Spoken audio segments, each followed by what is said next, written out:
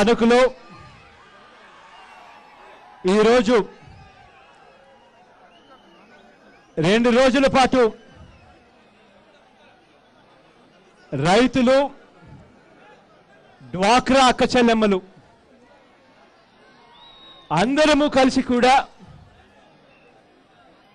ఇవాళ ఈ నిరాహార దీక్ష చేసే ఈ కార్యక్రమంలో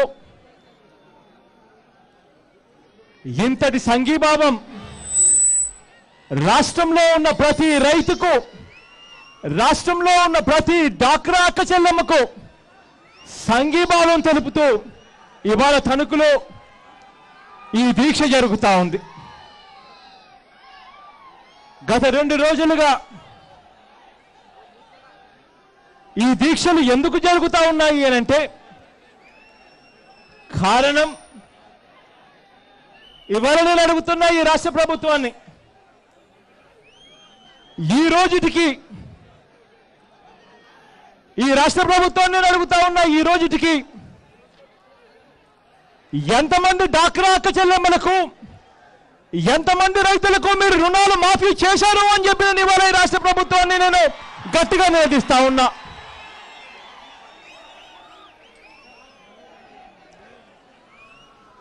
ఆ రోజులు నాకు బాగా గుర్తున్నాయి. ఆ దివంగత నేత ప్రీతమ నాయకుడు రాజశేఖర రెడ్డి గారు ముఖ్యమంత్రిగా ఒక మాట చెప్తే, ఆ మాట మేరకు తాను తొలి సంతకం పెడితే పూర్తిగా అన్ని మాఫీ అయిపోయేటి ఆ దివంగత నేత ప్రీతమ నాయకుడు రాజశేఖర రెడ్డి గారు సంతకం పెట్టినప్పుడు. ఒక ముఖ్యమంత్రి అనేవాడు తొలి సంతకం పెడితే రాష్ట్ర ప్రజలందరూ కూడా ఎదురు చూస్తారు ఆ తొలి సంతకం ఎప్పుడు పెడతారు అని. కారణం ఏమిటంటే ఆ తొలి సంతకం పెడితే అదొక శాసనంలో మరుసటి రోజు నుంచే అది అమలవుతుంది అన్న నమ్మకం, విశ్వాసం ప్రతి ఒక్కరిలోనూ ఉంటుంది. కానీ ఇవాళ మనం అంతా కూడా చూసాం, ఈ రాష్ట్రంలో ఇవాళ రైతన్నలకు ఇవాళ రుణాలు మాఫీ చేస్తాను అని చెప్పి చంద్రబాబు నాయుడు గారు తొలి సంతకం పెట్టబోతున్నాను అని చెప్పాడు. డ్వాక్రా అక్క చెల్లెమ్మలను రుణాలు మాఫీ చేస్తున్నాను అని చెప్పి తొలి సంతకంగా పెట్టబోతున్నాను, 5 సంతకాలు పెట్టబోతున్నాను అని చెప్పాడు. ఇవాళకి 9 నెలలు కాబోస్తా ఉంది. ఇవాళకి కూడా చంద్రబాబు నాయుడు గారి పరిస్థితి ఎలా ఉంది అని అంటే, ఒక అబద్ధాన్ని కప్పిపుచ్చుకునేందుకు ప్రతిరోజు ఒక అబద్ధం ఆడుతూ పోతూనే కనిపిస్తా ఉన్నారు చంద్రబాబు నాయుడు గారు. ఇవాళ రైతుల పరిస్థితి ఎంత దారుణంగా ఉంది అని అంటే, చంద్రబాబు నాయుడు గారు పుణ్యాల ఇవాళ రైతులు ఎంతటి దారుణమైన పరిస్థితిలో ఇవాళ వ్యవసాయం చేయవలసిన పరిస్థితి వస్తూ ఉంది అని అంటే, ఇవాళ రైతులకు ఏ ఒక్కరికి కూడా కొత్త రుణాలు రావడం లేదు. ఇవాళ రైతులకు ఏ ఒక్కరికి కూడా కనీసం వడ్డీ కూడా మాఫీ కాని పరిస్థితి. ఇవాళ రైతులకు ఏ ఒక్కరికి కూడా పంటల బీమా కూడా నోచుకోని పరిస్థితిలో ఇవాళ రైతన్న వ్యవసాయం చేస్తూ ఉన్నాడు. ఇవాళ మొన్నటి దాకా రైతులకు 0% వడ్డీ ఉండేది. ఇవాళ రైతులకు వడ్డీ లేని రుణాలు 0% వడ్డీలు పక్కకెళ్ళిపోయాయి.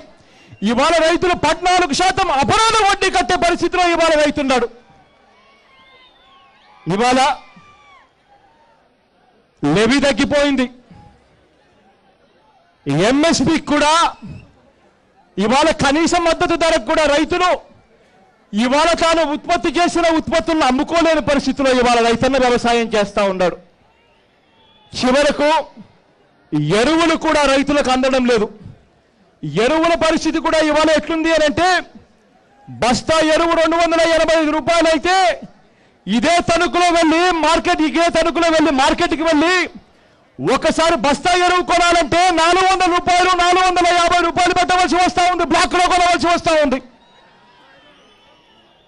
ఇవాళ కరువు వచ్చినా కూడా ఇన్పుట్ సబ్సిడీ గురించి మాట్లాడే పరిస్థితి లేదు.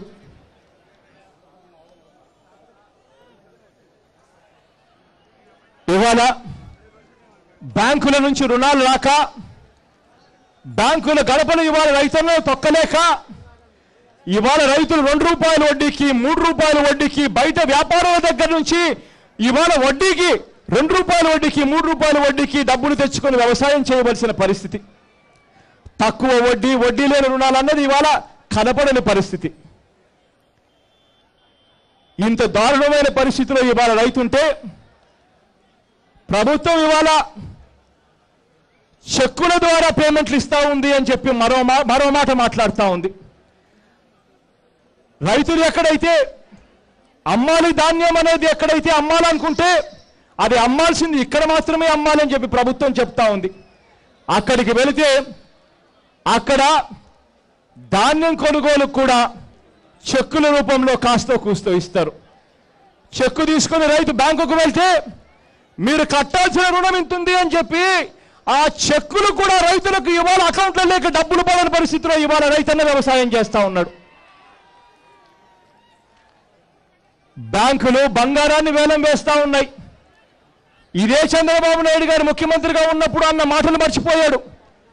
ఇవాళ రైతుల బంగారాన్ని ఇవాళ బ్యాంకులు వేలం వేస్తా ఉంటే చంద్రబాబు నాయుడు గారి నోట్లో నుంచి ఒక్క మాట రాదు. ఇవాళ రైతులు ఆత్మహత్యలు చేసుకుంటా ఉంటే చంద్రబాబు నాయుడు గారు రైతుల ఆత్మహత్యలు ఇవి అని చెప్పి ఒప్పుకునే పరిస్థితిలో కూడా లేరు.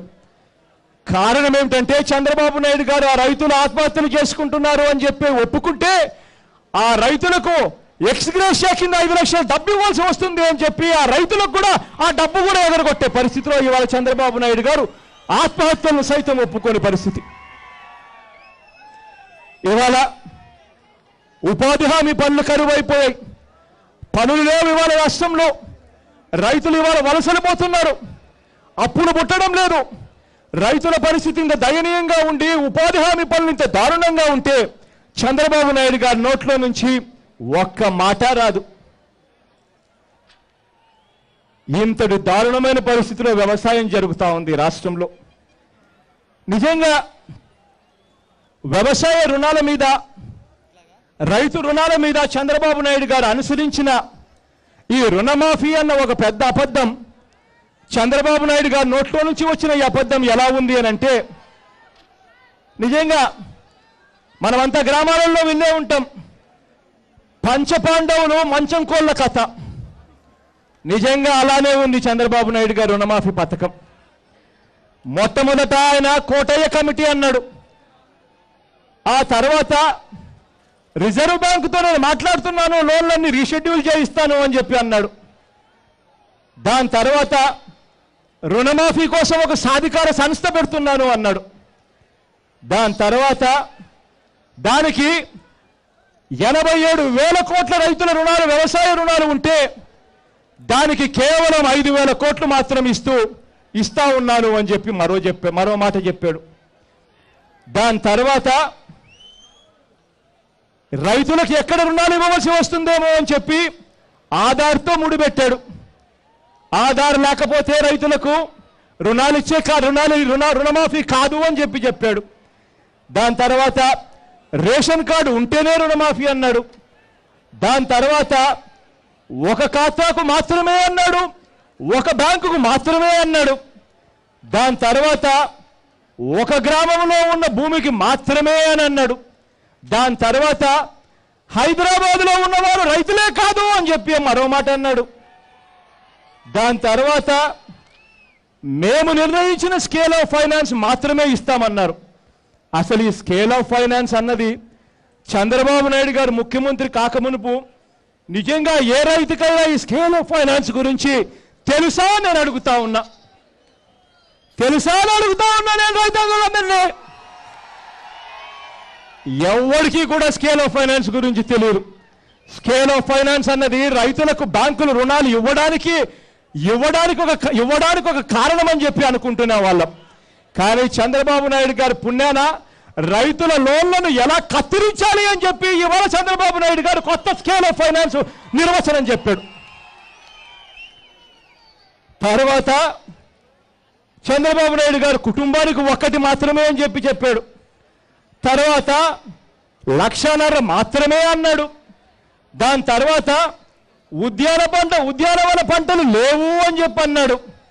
దాని తర్వాత చంద్రబాబు నాయుడు గారు అన్నారు ఉద్యోగం కోసమో సద్యోగం కోసమో చివరకు హైదరాబాదు వంటి నగరాలకు వెళ్ళి ఉన్న భూములు ఏదైనా కౌలుకి ఇచ్చో లేకపోతే ఉన్న భూములు ఎవరికైనా బంధువులకు ఇచ్చి వ్యవసాయం చేయడానికి ఇచ్చి ఆ చదువుకున్న పిల్లలు వాళ్ళ పిల్లలను పెంచడం కోసం అని చెప్పి లేదా వాళ్ళ పిల్లల కోసం అని చెప్పి లేదా వాళ్ళ కోసం అని చెప్పి ఉద్యోగం కోసమో సద్యోగం కోసమో హైదరాబాద్కు వెళ్తే వాళ్లకు హైదరాబాద్లో ఆధార్ కార్డు ఉంది కాబట్టి వాళ్ళు రైతులే కారిక అన్నాడు. నిజంగా చంద్రబాబు నాయుడు గారి మాటలన్నీ ఇవన్నీ వింటా ఉంటే నిజంగా నాకు ఒక్కటి అడగాలనుంది. అయ్యా చంద్రబాబు నాయుడు గారు, ఇన్నిన్ని మాటలు చెప్పారు, ఇన్నిన్ని మాటలు చెప్పి చివరకు మీరు ఏం చేశారు అని అంటే రైతుల రుణాలు మీరే కట్టేసుకోండి అని చెప్పి రైతులకే చెప్పేశారు. ఇదే చంద్రబాబు నాయుడు గారు వేసిన ఓటు హైదరాబాదులో, ఆయనకున్న ఓటర్ ఐడి కార్డు హైదరాబాదులో, చంద్రబాబు నాయుడు గారికున్న ఆధార్ కార్డు హైదరాబాదులో, చంద్రబాబు నాయుడు గారికున్న రేషన్ కార్డు హైదరాబాదులో, చంద్రబాబు నాయుడు గారికున్న పాన్ నెంబర్ ఐడి కార్డు హైదరాబాదులోనే. మరి ఇటువంటి చంద్రబాబు నాయుడు గారు ముఖ్యమంత్రి ఎందుకు అయ్యాడు అని చెప్పి ఎందుకు ప్రశ్నించకూడదు అని చెప్పి అడుగుతా ఉన్నా నేను. రైతులకు రుణాలు మాఫీ కత్తిరించే విషయంలో మాత్రం ఆయనకు హైదరాబాద్ గుర్తుకొస్తుంది. కానీ ఆయన మాత్రం హైదరాబాద్లో ఉన్నాడు అన్న సంగతి, ఓటెక్కడ వేశాడు అన్న సంగతి మాత్రం చాలా సునాయాసంగా మర్చిపోతాడు.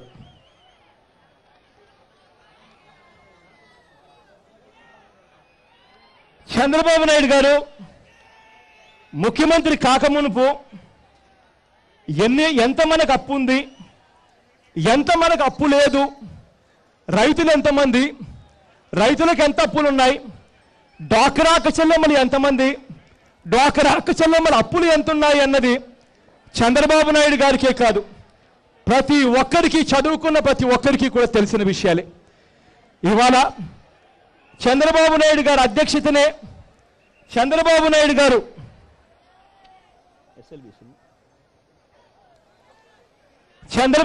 గారు ముఖ్యమంత్రి అయ్యే నాటికి చంద్రబాబు నాయుడు గారు ప్రమాణ స్వీకారం చేసే మునుపు కూడా ఎస్ఎల్బిసి మీటింగులు జరుగుతాయి. ఎస్ఎల్బిసిలు అంటే state level bankers committee meeting అన్నమాట. అంటే రాష్ట్రంలోని బ్యాంకర్లంతా కలిసి ముఖ్యమంత్రి అధ్యక్షతన మీటింగులు జరుపుతారు. ఆ మీటింగు ప్రతి 3 నెలలకు ఒకసారి జరుగుతుంది. ఆ జరిగేదానికి ముఖ్యమంత్రి అధ్యక్షుడు వహిస్తాడు. చంద్రబాబు నాయుడు గారి కన్నా ముందు కిరణ్ కుమార్ రెడ్డి, ఆ కిరణ్ కుమార్ రెడ్డి గారి కన్నా ముందు రోషయ్య గారి కన్నా ముందు ఆ దివంగత నేత ప్రీతమ నాయకుడు రాజశేఖర రెడ్డి గారు అధ్యక్షతన చాలా మీటింగులు జరిగాయి. చంద్రబాబు నాయుడు గారు ముఖ్యమంత్రి కాక మునుపు ఆ బ్యాంకులందరూ కూడా వాళ్ళు చెప్పిన రైతుల రుణాలు ఎంతో అంటే 87,000 కోట్ల రుణాలు రైతులకు ఉన్నాయని చెప్పారు. చంద్రబాబు నాయుడు గారు ముఖ్యమంత్రి కాక మునుపు డ్వాక్రా అక్క చెల్లెమ్మల రుణాలు ఎంతున్నాయి అని అంటే 14,204 కోట్లు ఉన్నాయని చెప్పి అదే బ్యాంకర్లు చెప్పారు.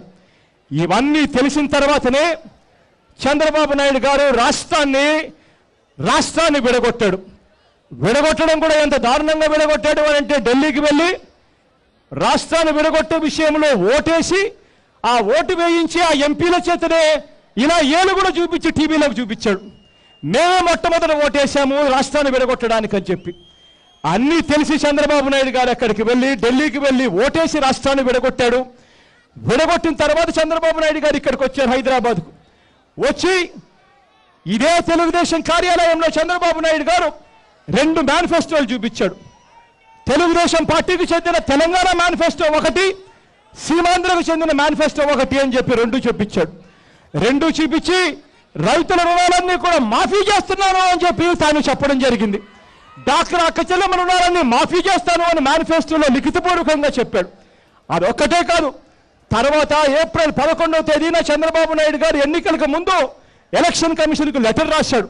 ఆ లేఖలో చంద్రబాబు నాయుడు గారు అన్నారు, నాకు రాష్ట్రంలోని వనరుల గురించి నాకు పూర్తి అవగాహన ఉంది, పూర్తి అవగాహన ఉన్న మేరకే నేను ఇవాళ డ్వాక్రా అక్క చెల్లెమ్మ రుణాలు మాఫీ చేయాలనుకుంటున్నాను, రైతుల రుణాలు మాఫీ చేయాలనుకుంటున్నాను, దాని బాధ్యత పూర్తిగా నేను తీసుకుంటాను అని చెప్పి చంద్రబాబు నాయుడు గారు ఎన్నికల కమిషన్కు లేఖలు రాశారు. పూర్తి అవగాహనతో ఈ కార్యక్రమాలు చేస్తున్నాను అని చెప్పి. దాని తర్వాత ఎన్నికల్లోకి చంద్రబాబు నాయుడు గారు బయలుదేరిన తర్వాత చంద్రబాబు నాయుడు గారు ఏ మీటింగులో మాట్లాడినా కూడా చంద్రబాబు నాయుడు గారు డ్వాక్రా అక్క చెల్లెమ్మ రుణాలన్నీ మాఫీ చేస్తాను అన్నాడు, రైతుల రుణాలన్నీ కూడా పూర్తిగా మాఫీ చేస్తాను అని చెప్పి చంద్రబాబు నాయుడు గారు చెప్పుకొచ్చారు. ఇంటికి వెళ్ళి టీవీ ఆన్ చేసి చూస్తే మనకు టీవీలలో కనిపించేది వినిపించేది ఒకటే, బంగారం బంగారం బ్యాంకుల్లో పెట్టారా, ఆ బంగారం ఇంటికి రావాలంటే బాబు ముఖ్యమంత్రి అయితేనే ఇంటికి వస్తుంది అన్న మాటలు టీవీలలో వినిపించాయి, చంద్రబాబు నాయుడు గారు మీటింగ్లలో వినిపించాయి. టీవీ ఆన్ చేసి చూస్తే చంద్రబాబు నాయుడు గారు అన్న మాటలు వినిపిస్తాయి, జాబు కావాలంటే బాబు రావాలి, ఒకవేళ జాబ్ ఇవ్వలేకపోతే ప్రతి ఇంటికి 2,000 రూపాయలు ఉద్యోగం ఇస్తాను అన్న మాటలు టీవీ ఆన్ చేస్తే వినిపించేటివి. గ్రామాలకు వెళ్తే గ్రామాలలో ప్రతి గోడ మీద కనిపించేది, ఫ్లెక్సీల మీద కనిపించేది, ప్రతి రాత ఒకటి చెప్తుంది, బాబు ముఖ్యమంత్రి అయితేనే రుణాలు మాఫీ అవుతాయి, బాబు ముఖ్యమంత్రి అయితేనే బంగారం ఇంటికి వస్తుంది, బాబు ముఖ్యమంత్రి అయితేనే ఇంటింటా ఉద్యోగం వస్తుంది అన్న మాట ప్రతి గోడ మీద, ప్రతి మీటింగ్లోనూ, ప్రతి టీవీలోనూ వినిపించేది. బాబేమో ముఖ్యమంత్రి అయ్యాడు, బాబు వస్తాడు జాబ్ వస్తుంది అని ఎదురు చూస్తున్న పిల్లలందరూ మాత్రం బాబు వచ్చాడు ఉన్న ఉద్యోగాలన్నీ కూడా ఎగిరిపోయే పరిస్థితిలోకి వచ్చారు. బాబు వచ్చాడు 2,000 రూపాయలు నిరుద్యోగం వస్తుంది, ఉద్యోగం ఇవ్వలేకపోయినా అంటే 2,000 రూపాయల గురించి ఇవాళ మాట్లాడే ప్రసక్తే లేదు. బాబు అయితే అయ్యాడు ముఖ్యమంత్రిగా, కానీ రైతన్నల పరిస్థితి ఎలా ఉంది అని అంటే చంద్రబాబు నాయుడు గారు ముఖ్యమంత్రి అయ్యే నాటికి 87,612 కోట్ల రూపాయలు చంద్రబాబు నాయుడు గారు ముఖ్యమంత్రి అయ్యే నాటికి రైతుల రుణాలైతే ఇవాళటికి అంటే 188వ ఎస్ఎల్బిసి మీటింగ్ జరిగే నాటికి అంటే సెప్టెంబర్ 30వ తారీఖున జరిగిన ఈ మీటింగ్ వివరాలను చూస్తే బాబు ఉన్నప్పుడు 87,000 కోట్ల రైతుల రుణాలుంటే ఇవాళ ఆ రుణాలు తడిసి మోపుడై 99,555 కోట్ల రూపాయలైంది. అంటే 11,943 కోట్లు ఉట్టి అపరాధ వడ్డీ రూపాయలు ఇవాళ బ్యాంకులు మన దగ్గర నుంచి తీసుకునే పరిస్థితి వచ్చింది. దీనికి బాధ్యుడు చంద్రబాబు నాయుడు గారు కాదా అని అడుగుతా ఉన్నా నేను. ఇవాళ రైతుల పరిస్థితి నిజంగా ఎంత దయనీయంగా ఉంది అనంటే రైతులు ఇవాళ బ్యాంకులు గడపను ఎంత తొక్కలేని పరిస్థితిలో ఉన్నారు అనంటే ప్రతి సంవత్సరం రైతులకు ఇంత వ్యవసాయ రుణాలు ఇవ్వాలి అని బ్యాంకులు అన్నీ కలిసి నిర్ణయం తీసుకుంటాయి. గత ఏడాది ఎంత ఇచ్చాము, ఇప్పుడు ఎంత ఇవ్వాలి అని. ఈ ఏడాదికి బ్యాంకులు 56,000 కోట్ల రూపాయల రైతులకు రుణాలు ఇవ్వవలసిన కార్యాచరణ పెడితే రైతులు ఇవాళ చంద్రబాబు నాయుడు గారు ముఖ్యమంత్రి అయి దాదాపుగా 9 నెలలు కావస్తా ఉంది. ఇవాళ ఖరీఫ్ రబీ కూడా పూర్తి కావస్తా ఉంది. ఇవాళకి 56,000 కోట్ల రూపాయల రైతుల రుణాలు ఇవ్వాల్సి వస్తే ఇప్పటి వరకు ఇచ్చింది కేవలం 13,000 కోట్ల రూపాయలు మాత్రమే ఇచ్చే పరిస్థితిలో ఇవాళ వ్యవస్థ తయారైపోయింది. అంటే దాని అర్థం 56,000 కోట్లలో రైతులకు 13,000 కోట్లు మాత్రమే రుణాలు అందే పరిస్థితి ఉందేనంటే మిగిలిన 46,000 కోట్ల కోసం రైతులు వడ్డీ వ్యాపారుల దగ్గరికి వెళ్ళి 2 రూపాయల వడ్డీకి 3 రూపాయల వడ్డీకి ఆ రైతన్నలు ఇవాళ తీసుకోవాల్సిన దుస్థితిలో ఇవాళ రైతన్నలు ఉన్నారు. డ్వాక్రా అక్క చెల్లెమ్మల పరిస్థితికి వస్తే మరీ దారుణంగా ఉంది. డ్వాక్రా అక్క చెల్లెమ్మలకు 12,274 కోట్లు ఇవ్వాలని రెన్యూ చేయాలి అని చెప్పి బ్యాంకులంతా కూడా నిర్ణయిస్తే ఈ రెన్యువల్స్ 12,274 గాను రెన్యువల్స్ ఇది సర్ప్ వెబ్సైట్లో నుంచి తీసిన డాక్యుమెంట్ రెన్యువల్స్ కేవలం 1,000 కోట్లు మాత్రమే రెన్యువల్స్ అయ్యాయి.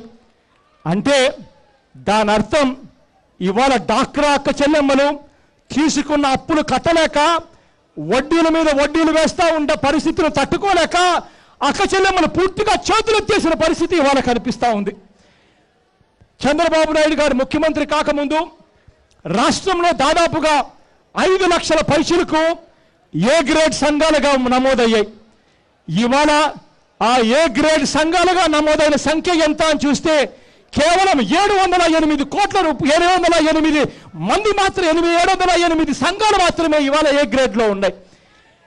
ఈ ఏ గ్రేడ్ సంఘాలు అని అంటే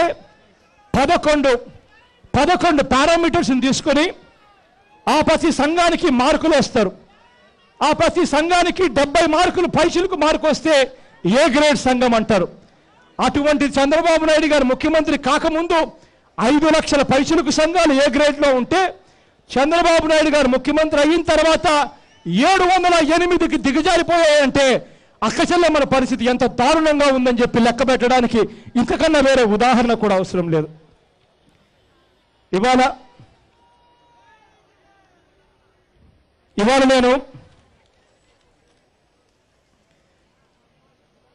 నేను మిమ్మల్ని అందరినీ కూడా ప్రశ్నలు మిమ్మల్ని అడుగుతాను. మీరే సమాధానం చెప్పమని చెప్పి మిమ్మల్ని నేను కోరుకుంటా ఉన్నాను. మీ వ్యవసాయ రుణాలన్నీ కూడా మాఫీ అయ్యాయా అని చెప్పి మిమ్మల్ని అందరినీ అడుగుతా ఉన్నాను.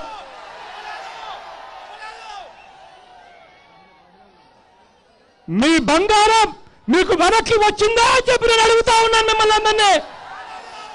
ఇంకా గట్టిగా 2 చేతులు పైకి లేపాలి, గట్టిగా చెప్పాలి. అప్పటికైనా చంద్రబాబు నాయుడు గారికి కనిపిస్తుందేమో, అప్పటికైనా చంద్రబాబు నాయుడు గారు వింటాడేమో. మీకు ఈ ఏడాది బ్యాంకు రుణాలు వచ్చాయా అని అడుగుతా ఉన్నాను. మీకు ఈ ఏడాది పంటల బీమా వచ్చిందా అని అడుగుతా ఉన్నాను. మీ రుణాల మీద వడ్డీ అయినా మీకు పూర్తిగా మాఫీ అయిందా అని అడుగుతా ఉన్నాను. డాక్రా అక్క చెల్లెమ్మని అడుగుతా ఉన్నాను. మీకు కనీసం 1 రూపాయి అన్న రుణమాఫీ జరిగిందా అని అడుగుతా ఉన్నాను.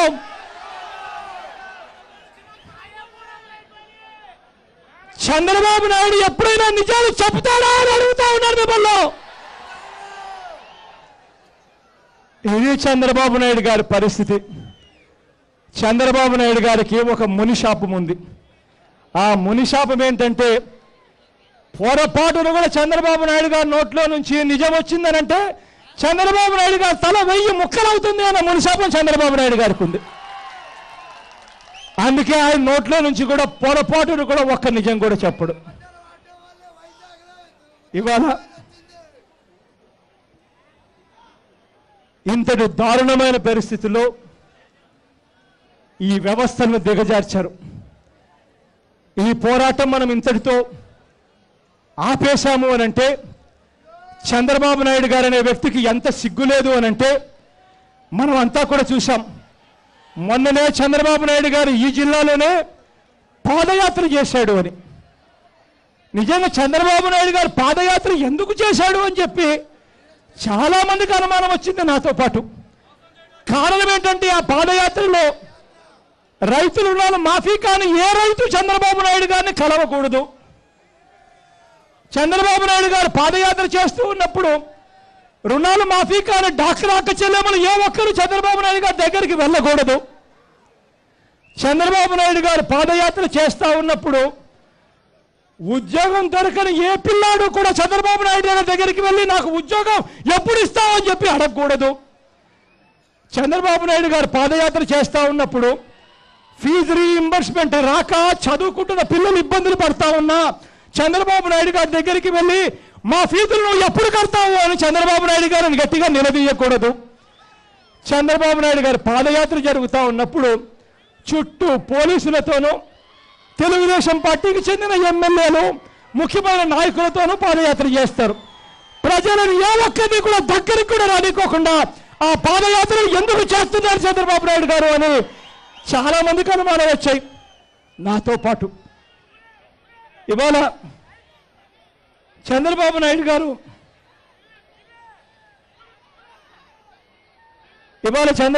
గారు ఈ మధ్య కాలంలోనే చంద్రబాబు నాయుడు గారి గత చరిత్ర చూసినప్పుడు నిజంగా భయమేస్తుంది.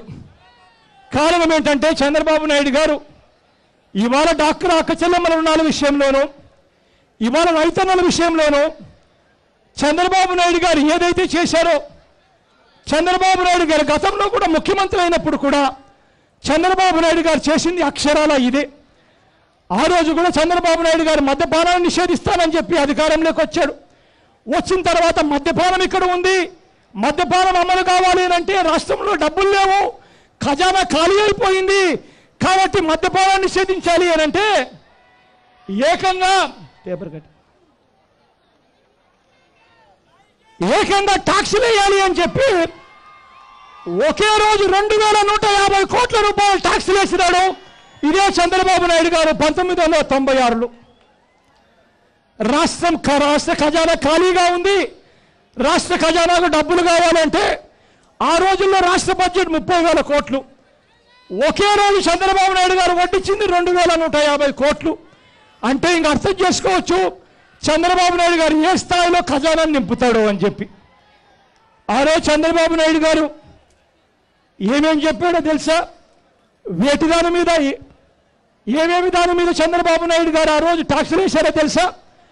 అంతవరకు నీటి తీరువ ఉన్నది, నీటి తీరువ అంతవరకు ఉన్నదాన్ని 300% పెంచాడు ఇదే చంద్రబాబు నాయుడు గారు.